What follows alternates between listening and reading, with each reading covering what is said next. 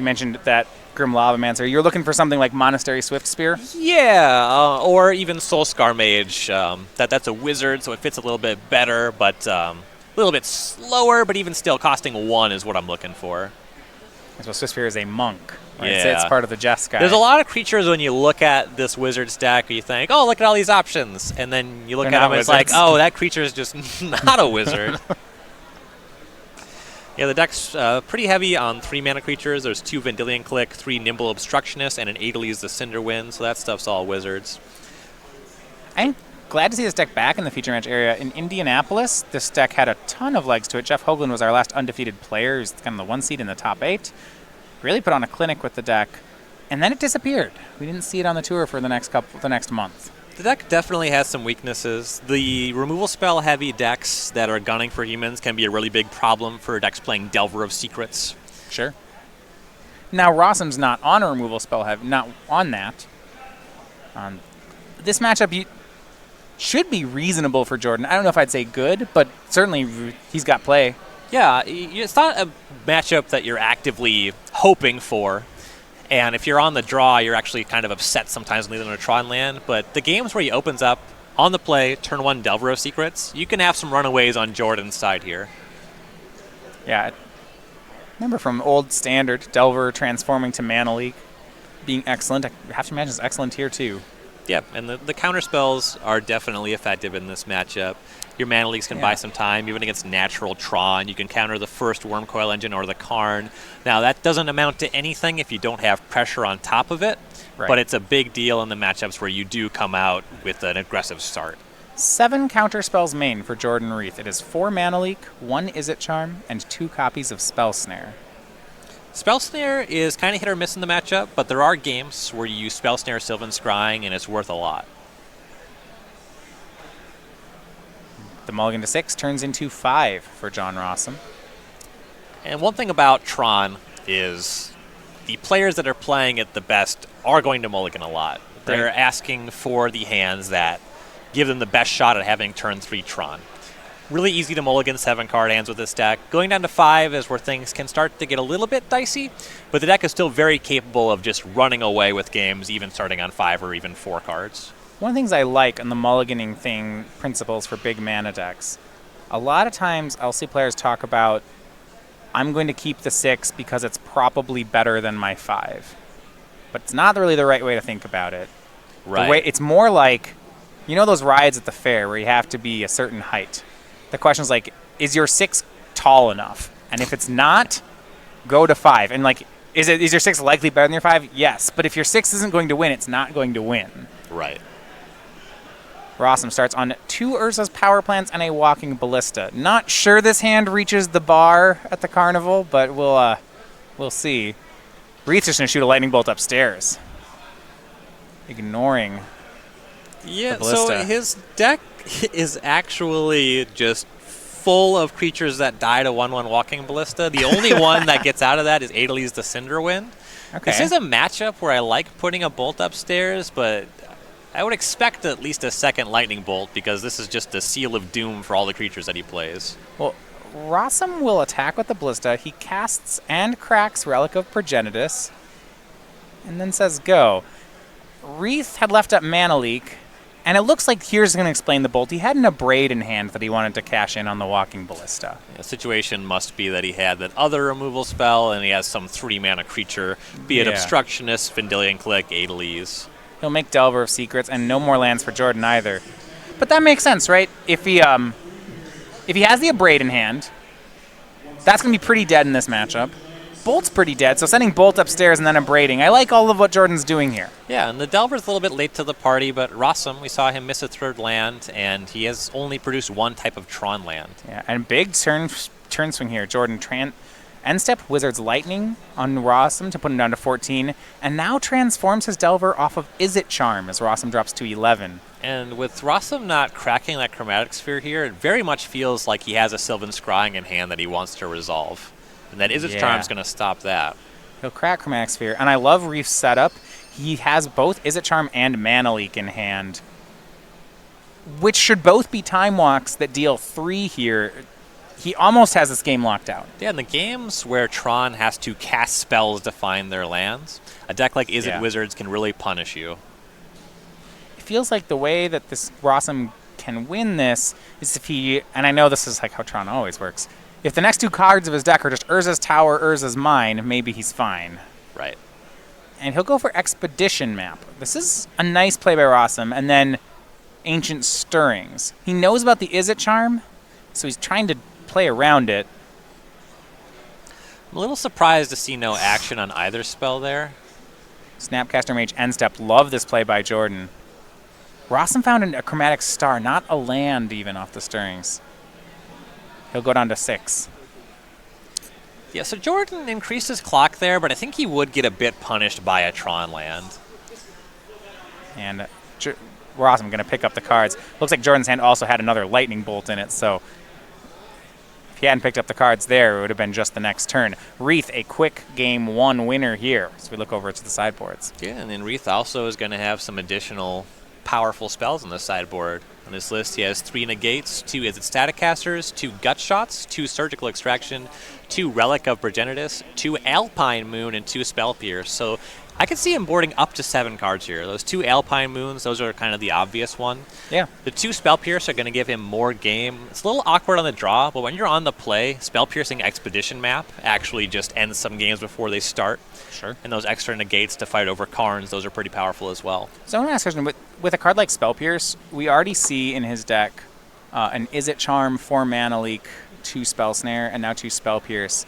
And like these 3 Negates. I like all these cards, but I'm wondering, in a tempo kind of deck where you're both attacking and countering spells, how, like, number-wise, he has 7 counter spells right now. You know, how many does he actually want to go to? Because I don't want to get caught with a hand of like, Izzet Charm, Spell Pierce in this matchup. Well, you know what you really don't want to get caught with is a hand of Lightning Bolts. They just don't do anything in the matchup. He also has a main deck Roast. Grim Lavamancer is extremely mopey in a matchup like this. So that's the kind of stuff I'm way more interested in moving off of. Okay, so maybe so we can be heavier on counter spells here. Yeah, he's even 8 Lightning Bolts. Like the 4 Wizards Lightnings, I think immediately that's the first card I'm boarding out, along with the Roast. Like that's 5 slots, pretty easy. And I'm interested in shaving a Lightning Bolt and the Grim Lavamancer and getting all these counter spells online. I guess a Braid, even it's a Braid is actually a little bit more interesting because sometimes you catch Oblivion Stone before they can crack it, which is huge here. Yeah, and sometimes you catch a map too. Now on John Rossum's side, he's got 3 Nature's Claims, 3 Thragtusk, 3 Surgical Extraction, 2 Spatial Contortion, 2 Thought-Knot Seer, a Walking Ballista, and then I believe a third, that's actually fourth copy of Relic of Progenitus. 3 are in the main. Yeah, so the life gain makes a good amount of sense. Getting stuff like Thragtusk, especially when a lot of the elements are soft permission. A deck like Izzet Wizards, is you saw an Izzet Charm there. You're expecting to see some negates, so just having a creature that you can resolve post-sideboard is pretty good. And a really strong one's going to be that Walking Ballista. You know, if Rosum's familiar with the matchup, he saw Delver's Secrets already, Snapcaster Mage, so pretty good idea that the Walking Ballista is very powerful in a matchup like this. And the 2 Spatial Contortions, just as extra removal spells, will be pretty powerful as well. Yeah, they against a deck that's on really 16 creatures, I don't mind just a couple removal spells in the opener can leave a hand like Jordan's lacking. Right. Well, Rosum will be on the play for game number 2. Now, StarCityGames.com, we have our Star City Games game night. These are all your favorite creatures, some of my favorite creatures, showing up on pins and tokens. You get them as prizes at playing tournaments all around the country. So we've been doing Heads of the Class. That's the pin we have on our jackets this weekend as well. And that's, you can still get that, I think, on if you got a Monday game night around you. The month of October is not completely done. I think Halloween's Wednesday this year, and that's always the 31st. It's usually the 31st. I keep loose tabs on that. It's a holiday that I care about, but yeah, I'm missing Halloween weekend being out here. I thought about doing the show dressed up as you, but I did not pull the trigger. Oh, thank you. See, I wore glasses. I was gonna be Ryan. Play more Spell Snare. Can't even tell the difference. Rise from the Nashes is the November promo. And for December, this is one I'm looking forward to, is the Bramble Hopper Elite. So you can get signed up for game night or find one near you, starcitygames.com/game night. I actually think he's going to board out the Spell Snare. He's playing Wizards, but not a huge. You ever spell snare to Sylvan Scry? I don't think I've ever cast a spell snare. Why would that's so reactive? Let me tell you, it feels good. When I cast counter spells, I like them to be unconditional. That's reasonable. I like to feel something. Spell Pierce is just like it's just negate. It's you're just not. You got to look. It's a one-mana negate. Play, but I can just play negate. Yeah, but it costs 2. Sure, that's fine. That's great. I can curve into negate with my tap land. Yeah, negate doesn't counter Tarmogoyf. Ooh. All right, what do we? Alpine Moon, right out of the sideboard. You have a fist pump there from Jordan as John Rosum picks it up and reads it. Dron's going to play a fair game here. John Rossum's looking at this. I'm playing Tron for the first time, and I'm playing against hate cards I never heard of. All right, so you choose a non-basic land card name. All lands that Rosum controls with that name lose all their abilities and gain tapped add a mana of any color. He chose Urza's Mine. So I actually dislike this name. Yeah, that's a Tron land on the table. Has. Now the Urza's Mine can just cast Ancient Stirrings. Yeah, you should name one he doesn't have. Right. So Rossum's plan here is try to set up an Oblivion Stone so we can crack it. Okay. And that's something kind of like, you see that with Blood Moons too, where the Tron plan when they're under a Blood Moon is just kind of make land drops, play an O-Stone on 3, crack it on 5. So yes, John Rossum asking a question. So yes, his Urza's Mines are now tap for any color, but they don't do anything else. Still a pretty good land. But it will not get him to 7. Right, the lose all abilities part means that the other lands won't see it either, correct? Yeah, I think that's the question that Rossum must be asking. He's saying, okay, this is the Urza's Mine has no abilities, but does the tower have abilities? Would be his question. Right.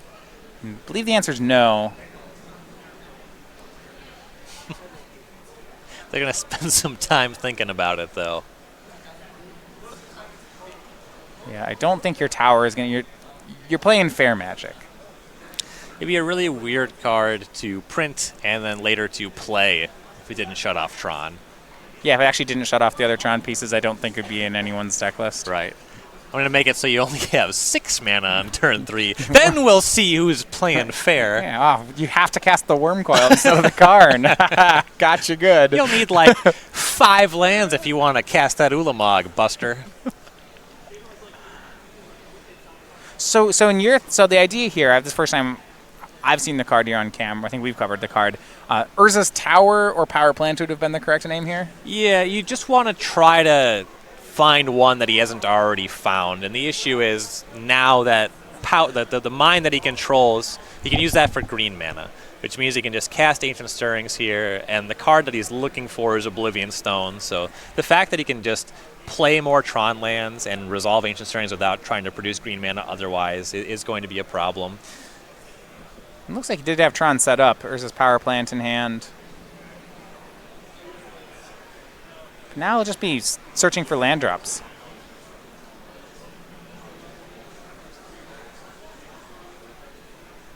Yeah, John Rossum wanted to confirm that how does Alpine Moon affect the other Tron pieces?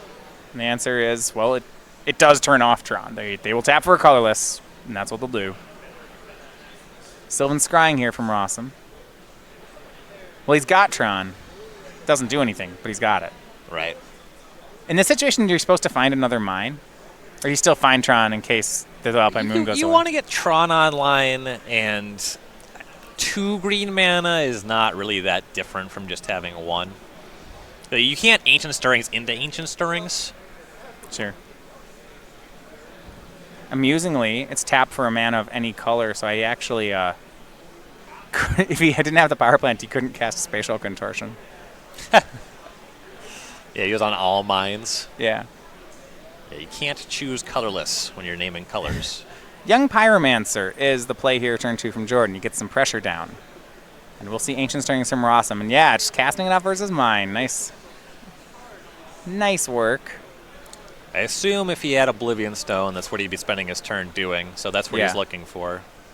Or to be Oblivion Stone or just land drops. I mean, he can just start playing his spells fairly, right? Just get up to 5 mana, cast a Thragtusk, cast a Worm Coil. Right. Finds Relic of Progenitus off the Stirrings, which he will then cast. And plays an Expedition Map.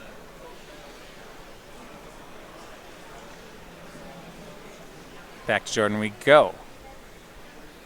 He finds a blue card. I believe it's a Nimble Obstructionist. Ooh. Is there a certain trigger you're looking for against a Tron deck? Oblivion Stone. Is that the one? That is a good effect to counter. It didn't take you very long to come up with that. No, I was thinking about that. Yeah, it seems good.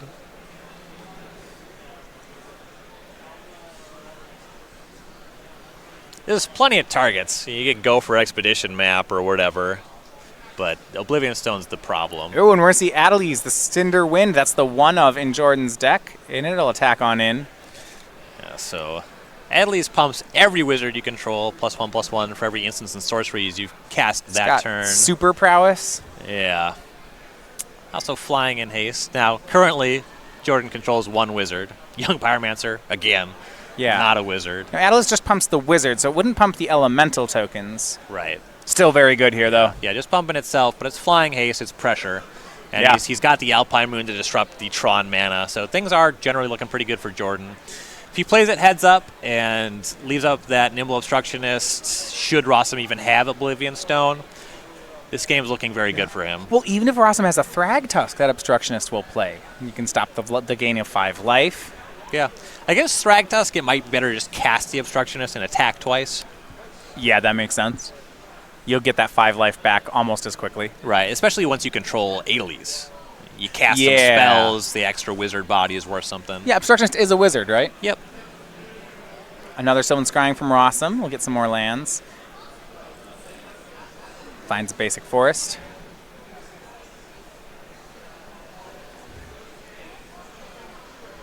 I just keep tapping that relic. I like that. Get that activation in It's while free. you're shuffling. Very efficient sequencing. You see that Alpine Moon is hurting on Rosum's side. He's got an Ulamog and a Karn both in his hand. We are a ways away from such cards. Yeah, it would be surprising to see either of those be cast this game. Delver of Secrets, the draw for Jordan. They'll swing for 4. Rosum down to 12. Now, without an O-Stone on the board, you see Jordan makes Delver. Does he? I don't think he has to leave up this Obstructionist yet. He'll see it coming. Yeah, there's no reason that he has to do that. Here's another fun element. I really like this about Jordan's list. You play a fun game of, is this creature a wizard? Because Delver of Secrets is a wizard. If that does not transform, Insectile it gets the Aberration. benefits of Adelies. If it does transform, it's no longer a wizard. It's still a human. Right. It's a human insect monster that does not have any magical powers. Yeah, half man, half bug. Yeah. That part mattered if you played Innistrad Limited, because there were all these things that cared about creatures being humans. Yes. I definitely was party to some Bonds of Faith blowouts with Insectile Aberration. Yeah, they put it on it thinking... Yeah, that's clearly Yep. a monster. It is. Yeah, now it's a 5/4 monster. Another Sylvan Scrying here from Rosum. And it looks like that's enough. Reith will Spell Pierce and get an Elemental. And give his Adelies and Delver of Secrets +1/+1 till end turn. How do you feel about this? This was a Spell Pierce he played into 2 open mana, just to try to get the extra pressure. 4, 5, 6. So now he has 6 power on the battlefield as a starting point. If Delver transforms, he might be able to lethal. Ooh, Wizard's Lightning. So wait, with this now once he reveals it, it's already transforming, right? There's not a spot Right. where he could cast Pump. Unless he has 3 spells, this gets him more power from the Delver, because it's just +2. So let's count it up. It is 5, 6, 7, 8. I think this is lethal, Ryan. This should close it this turn. Yeah, Rosum extends the hand, Wizard's Lightning, and Jordan Reith crushes it 2-0 with Is It Wizards into the 3-0 bracket. Yeah, you saw Rosum really struggle to get off the ground in that first game there, and there Jordan leads on the Alpine Reith there, Alpine Moon there. Jordan Reith, he's going to be 3-0 in this tournament. John Rosum coming off buys, but takes a loss in